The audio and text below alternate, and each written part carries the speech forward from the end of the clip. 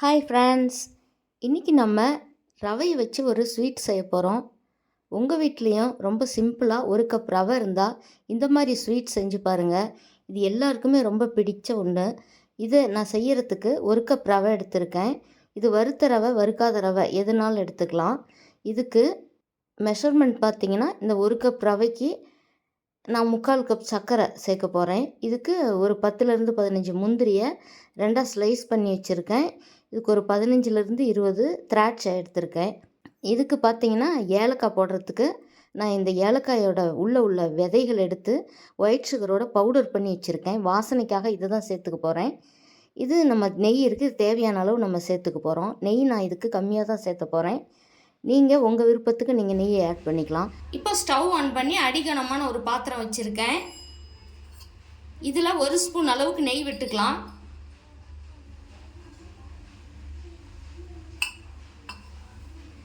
இப்போ நம்ம இந்த முந்திரி இதில் வறுத்து எடுத்துக்க போகிறோம்.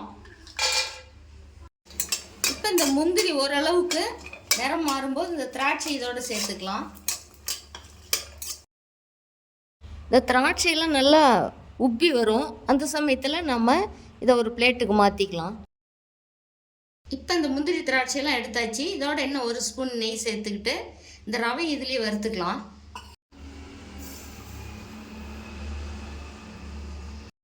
இப்போ இந்த ரவையும் இந்த நெய்லேயே வறுத்து எடுத்துக்கலாம்.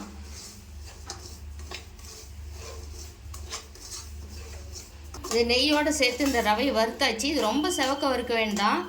சும்மா ஜஸ்ட் இதோட கலந்து வந்தால் கொஞ்சம் வாசனை வர்ற அளவுக்கு வறுத்தா போதும். இப்போ இதை ஒரு பாத்திரத்துக்கு மாற்றிக்கலாம்.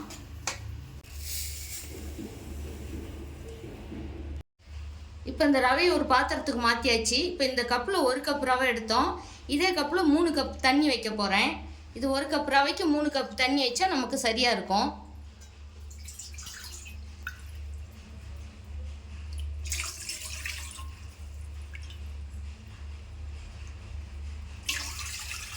இந்த தண்ணி நல்லா கொதித்து தெரியணும். அப்போ நம்ம ரவையை கொட்டி கிளறலாம். இந்த ஸ்வீட்டை நம்ம இந்த தட்டில் தான் எடுத்து மாற்றிக்க போகிறோம். அதுக்காக நான் கொஞ்சமாக இதுக்கு நெய் தடவி வச்சுக்கிறேன். இந்த தண்ணி நல்லா தெரியுது பாருங்கள். இது தெரிஞ்சு தண்ணி நல்லா பிரிஞ்சு வரணும். அந்த சமயத்தில் இந்த ரவையை இதில் கொட்டி கிளறிக்கலாம்.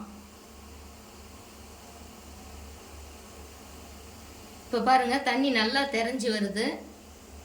இப்போ இதில் போட்டு இதை கிளறிக்கலாம்.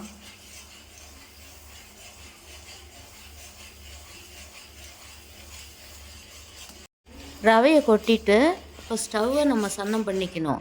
இல்லை அப்படின்னா அந்த ரவை கொதிக்கும் பொழுது நம்ம மேலே பட்டுரும். ஸ்டவ்வை சன்னம் பண்ணிவிட்டு நம்ம நல்லா கைவிடாமல் கிளறிக்கலாம். இந்த ரவை கொஞ்சம் நல்லா அந்த தண்ணியிலே வேகணும். வெந்தொட்டி நம்ம இதுக்கு சர்க்கரை சேர்த்துக்கலாம். இப்போ முன்னாடியே சேர்த்தோமா ரவை வேகாது. பாருங்கள், 1 கப் ரவைக்கு 3 கப் தண்ணி வச்சோம். நல்லா திக்காகிடுச்சு பாருங்கள். இந்த அளவுக்கு வச்சோமா நமக்கு கரெக்டாக இருக்கும். நல்லா ரவை வந்து திக்காகி வெந்து வருது. இந்த சமயத்தில் நம்ம இதுக்கு சர்க்கரை சேர்த்துக்கலாம். நான் 1 கப் ரவை எடுத்து அதில் 3/4 கப் சர்க்கரை போடுறேன். 1 கப் ரவைக்கு 3/4 கப் சர்க்கரை நமக்கு இனிப்பு சரியாக இருக்கும். உங்களுக்கு இனிப்பு இன்னும் கொஞ்சம் அதிகமாக வேணும்னா நீங்கள் இன்னும் கொஞ்சம் சேர்த்து 1 கப் சர்க்கரை கூட சேர்த்துக்கலாம். இந்த சர்க்கரை போட்டதும் நமக்கு பாருங்கள் நல்லா இலகி வந்துடும். திரும்ப அது நல்லா கெட்டிப்படுற வரைக்கும் நம்ம கிளறி விட்டுட்டே இருக்கணும். இந்த சமயத்தில் நான் ஒரு பிஞ்ச் அளவுக்கு உப்பு சேர்த்துக்கிறேன்.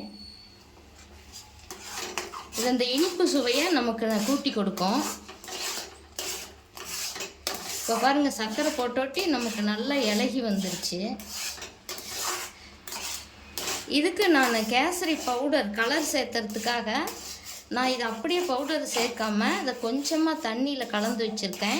அதை இதில் சேர்த்திக்க போகிறேன். அந்த மாதிரி சேர்த்தும் பொழுது இந்த பவுடர் கட்டி விடாமல் நமக்கு இதில் ஈவனாக கலந்து வரும். இப்போ பாருங்கள், கரைச்சி வச்சுருக்கேன். இது இதோடு சேர்த்துக்கலாம்.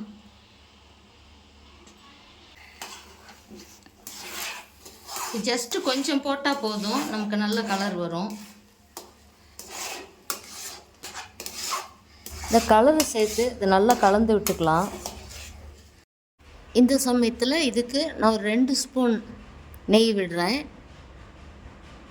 எனக்கு நெய் கம்மியாக வேணுன்றதுனால இந்த மாதிரி விடுறேன். நீங்கள் இன்னும் கொஞ்சம் அதிகமாக வேணும்னாலும் இன்னும் ஒரு ஸ்பூன் சேர்த்து விட்டுக்கலாம். இப்போ பாருங்கள் நல்லா கெட்டியாகிடுச்சு. இப்போ நம்ம எடுத்து வச்சுருக்கிற முந்திரி திராட்சை இதோடு சேர்த்துக்கலாம். சேர்த்துக்கிட்டு இதை நல்லா கலந்து விட்டுக்கலாம். நல்லா கலந்து விட்டுட்டு நம்ம இதை இறக்கிடலாம். அவ்வளோதான், சுவையான சூப்பரான கேசரி ரெடி ஆயிடுச்சு. இந்த முந்திரி திராட்சை போடுறதுக்கு முன்னாடியே இந்த ஏலக்காய் பவுடரை சேர்த்துனோம். நான் மறந்துட்டேன், அதனால் இப்போ போடுறேன். இப்போ இந்த பவுடரை போட்டு நல்லா கலந்து விட்டுட்டு நம்ம இறக்கிடலாம். இப்போ சூப்பராக கேசரி ரெடி ஆயிடுச்சு. இப்போ இதை ஒரு பிளேட்டுக்கு மாற்றிக்கலாம். இப்போ பாருங்கள், ஈஸியாக அதே சமயம் சிம்பிளாக செய்யக்கூடிய ஒரு ஸ்நாக்ஸ் ரெசிபி ரெடி பண்ணிட்டோம். இதை குழந்தைங்களுக்கு நீங்கள் ஸ்நாக்ஸ் கேட்குறப்ப கூட இந்த மாதிரி சட்டுன்னு செஞ்சு கொடுக்கலாம். இது எல்லாருமே விரும்பி சாப்பிடக்கூடிய ஒன்று. இது டீ டைமில் கூட இந்த மாதிரி செஞ்சு கொடுத்து சூடாக டீ வச்சு கொடுக்கலாம். நீங்கள் ஸ்கூல் விட்டு வர்ற குழந்தைங்களுக்கு இந்த மாதிரி செஞ்சு கொடுக்கலாம். இதே போலவே நீங்களும் ட்ரை பண்ணி பாருங்கள். ட்ரை பண்ணி பார்த்துட்டு உங்களுடைய கருத்துக்களை கமெண்ட்டில் சொல்லுங்கள். இந்த வீடியோ பிடிச்சிருந்தால் லைக் பண்ணி ஷேர் பண்ணுங்கள், சப்ஸ்கிரைப் பண்ணுங்கள். தேங்க்யூ.